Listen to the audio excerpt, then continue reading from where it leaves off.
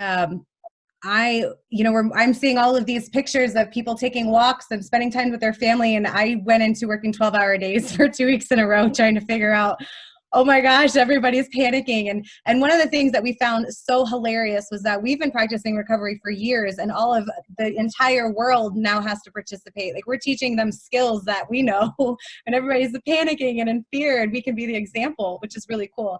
So yeah, I've been coaching a lot of non-alcoholics and addicts as well at the same time, of how to cope, and different skills.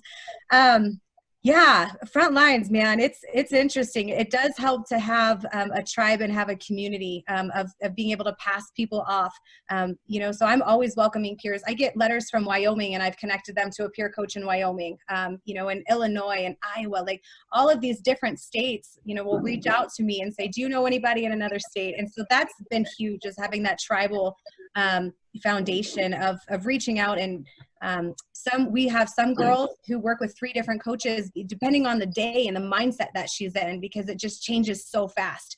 So I think we are responsible for our own recovery. We have to make sure that we step down. And there's been a few days where I just can't, right? We all have had those. Like, some days I can take over the world, and the next day I'm so exhausted and like I have to refer. But what if you get that call and that person might die if you don't help them right then? So I better have somebody that can take over, even if it's a sober living house manager, or some of the girls in the houses or women in the houses, we've asked to make calls.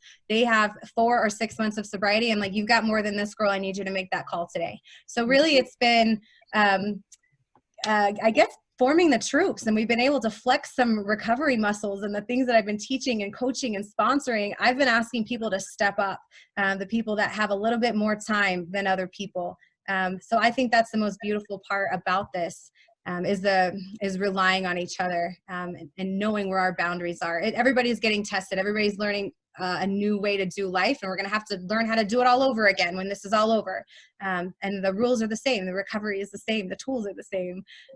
But it's asking people to really step up and hold them accountable to carrying this message and gifting and helping somebody else through that. And it gives a lot of purpose. When you're bored and you're at home and you feel worthless because maybe you lost your job or your hours are cut or you can't see your kids, and like, there's no greater immunity to that first drink or that first drug than working with another alcoholic or addict. And so that's what we focus on as well.